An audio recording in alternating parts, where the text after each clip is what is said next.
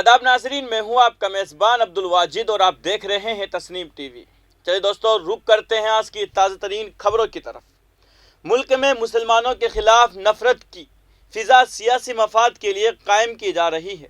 ऐसे में अब हालात ये हो गए हैं कि इन नफरती बयानात के खिलाफ मुख्तलिफ मज़ाहिब के रहनुमाओं को एक साथ सामने आना पड़ रहा है और एक दूसरे के साथ मिलकर नफरत की इस दीवार को गिराने के लिए लाही अमल तैयार करने की ज़रूरत महसूस की जा रही है।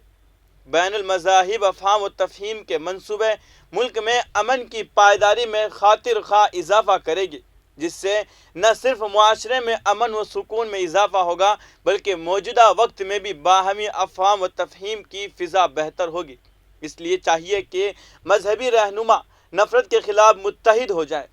इसी मुनासिबत से कौमी दारहुकूमत दिल्ली में वाक़े ईरान कल्चर हाउस में एक बैनुल मज़ाहिब तकरीब का इनेकाद किया गया, जिसमें आपसी रवादारी और मुल्क में फैल रही नफरत के ख़िलाफ़ मुख्तलिफ मज़ाहिब के रहनुमाओं ने एक ही प्लेटफॉर्म पर आकर उसे ख़त्म करने की बात कही है। मीडिया के नुमाइंदों ने मुख्तलिफ मज़ाहिब के रहनुमाओं से बात की, जिसमें बेशतर अफराद ने इस बात को कहा है कि किसी भी मज़हब के ख़िलाफ़ अगर कोई नफ़रत फैलाने का काम करता है तो तमाम मज़ाहिब के मानने वाले अफराद को चाहिए कि वो नफ़रत फैलाने वालों की मुखालिफत करे। ईरान कल्चर हाउस के कल्चर काउंसलर अली रब्बानी ने नुमाइंदे से कहा कि किसी भी मुआशरे में अमन पाया जाता है तो उसकी बुनियादी वजह होती है कि वहाँ के लोग तमाम अकायद के मानने वाले अफराद को सुनते हैं, उनके अकायद को समझते हैं और एक दूसरे का एहतराम करते हैं। उन्होंने कहा कि आज के दौर में जो मजहबी पेशवा हैं वो एक अहम किरदार अदा कर सकते हैं कि वो दुनिया को उस तरफ लेकर जाए जहाँ सभी अकायद के मानने वाले तमाम मज़ाहिब के मानने वालों का एहतराम करें।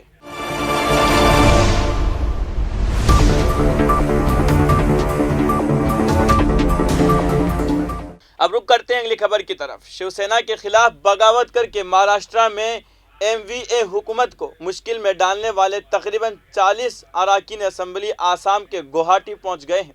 ज़राए के मुताबिक गुजरात के सूरत के एक होटल में रखे गए तकरीबन 40 MLAs को खुसूसी परवाज़ के ज़रिए आसाम ले जाया गया है। ज़राए के मुताबिक खुसूसी तैयारा बुध की सुबह गुवाहाटी पहुंचा है। इस वक्त आसाम में BJP की हुकूमत है। शिवसेना के वज़ीर एकांत शिंदे ने पार्टी के खिलाफ बगावत करने के बाद BJP के ज़ेर इक़्तिदार गुजरात में कुछ MLAs को अपने पास रखा था। ख्याल किया जाता है कि आसाम BJP और रियासती हुकूमत के सरकर्दा रहनुमा बागी शिवसेना MLAs के गुवाहाटी में क़ियाम के इंतजामात कर रहे हैं। ज़राए ने बताया है कि महाराष्ट्र के अरकान असम्बली गुवाहाटी के रेडिसन होटल में क़ियाम कर सकते हैं।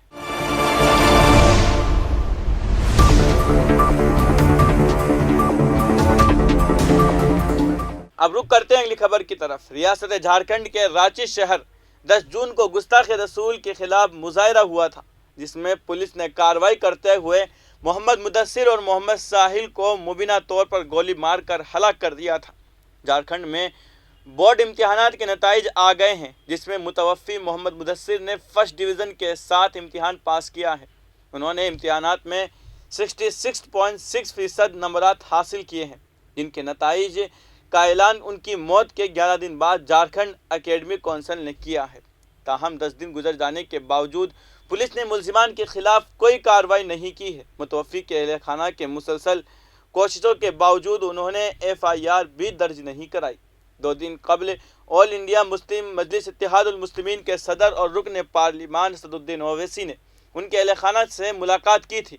उन्होंने उनके कत्ल के सिलसिले में रियासत के हुक्मरान जमात JMM और BJP को भी तनकीद का निशाना बनाया। आपको बता दें कि 10 जून को रांची में बाद नमाज जुम्मा एक पुरअमन एहतिजाज का एहतमाम किया गया। पुलिस ने मुजाहिरीन को रोकने के लिए ताकत का इस्तेमाल किया। इल्ज़ाम है कि पुलिस ने मुजाहिरीन को रोकने के लिए फायरिंग की, जिसके नतीजे में कई अफराद शदीद तौर पर ज़ख्मी हो गए। इस फायरिंग में मोहम्मद मुदस्सिर कैफ़ी और मोहम्मद साहिल नाम के 2 नौजवानों की मौत हो गई। पुलिस ने रांची तशद्दुद मामले में कार्रवाई करते हुए तकरीबन 22 नामजद और सैकड़ों नामालूम अफराद के खिलाफ मुकदमा दर्ज किया है।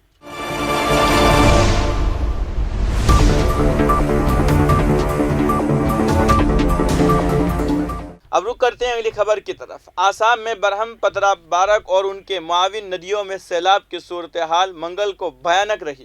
ریاست میں اس قدرتی آفت کی وجہ سے مزید 7 افراد کی جانیں گئی ہیں اور تقریباً 55 لاکھ لوگ متاثر ہوئے ہیں۔ افسران نے یہ معلومات فراہم دی ہے۔ انہوں نے بتایا کہ اموات کے نئے کیسز کے بعد رواں سال قدرتی آفت سے 89 افراد ہلاک ہو چکے ہیں۔ وزیر اعلیٰ ہمانتا بسوا سرما نے سیلاب سے متاثر نلباری اور کامروپ اضلاع میں ریلیف کیمپوں کا دورہ کیا۔ انہوں نے کہا کہ جلد ریلیف پیکیج کا اعلان کیا جائے گا۔ حکام کے مطابق بھونیشور سے national NDRF disaster response force کے اہلکار کو ریسکیو آپریشن میں مدد کے لیے آسام بھیجا گیا ہے۔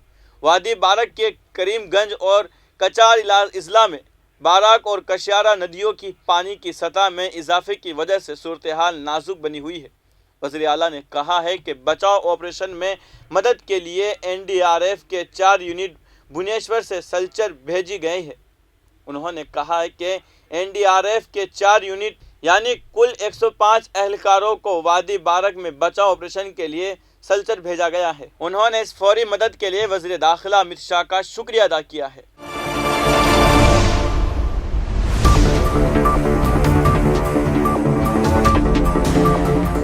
اب رخ کرتے ہیں اگلی خبر کی طرف۔ آسام کے وزیر اعلیٰ ہمانتا بسوا سرما کی اہلیہ رنکی بھویا سرما نے منگل کو عام آدمی رہنما اور دہلی کے نائب وزیر اعلیٰ منیش سسودیا کے خلاف 100 کروڑ روپے کا ہتک عزت کا مقدمہ دائر کیا ہے، جس نے ان پر PPE کٹ کی خریداری کے معاملے میں بدعنوانی کا الزام لگایا ہے۔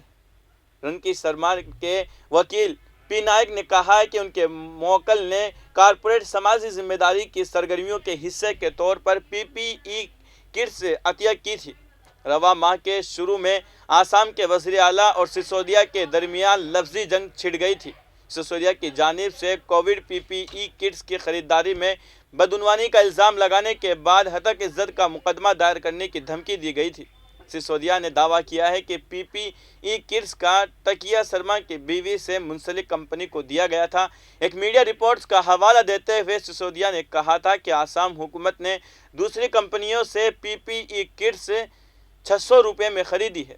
سرما نے اپنی بیوی اور بیٹے کے کاروباری شراکت داروں کی فرموں کو 990 روپے فی ٹکڑا کے حساب سے فوری فراہم کا حکم دیا تھا۔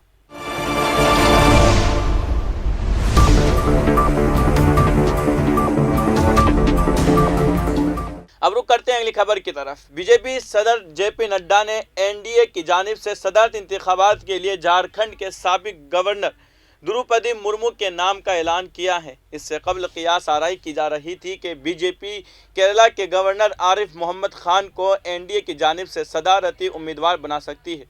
تاہم BJP صدر JP نڈا نے کل پریس کانفرنس سے خطاب کرتے ہوئے صاف کر دیا ہے۔ NDA نے غور و فکر کے بعد جھارکھنڈ کے سابق گورنر دروپدی مرمو کو صدارتی امیدوار بنانے کا فیصلہ کیا ہے۔ بھارتیہ جنتا پارٹی نے صدارتی انتخابات کے لیے اپنے امیدوار کے نام کا اعلان کر دیا ہے۔ BJP نے ایک قبائلی خاتون کو اپنا امیدوار بنایا ہے۔ BJP نے صدارتی امیدوار کے طور پر دروپدی مرمو کے نام کا اعلان کیا ہے۔ BJP کے قومی صدر JP نڈا نے پریس کانفرنس میں صدارتی امیدوار کا اعلان کیا۔ انہوں نے کہا کہ ہم نے NDA کی جانب سے دروپدی مرمو کو صدر کے عہدے کے لیے امیدوار قرار دیا ہے۔ وہیں دروپدی مرمو کو NDA کی جانب سے صدارتی امیدوار بنائے جانے پر ان کے آبائی اضلاع میوربھنج میں جشن کا ماحول ہے۔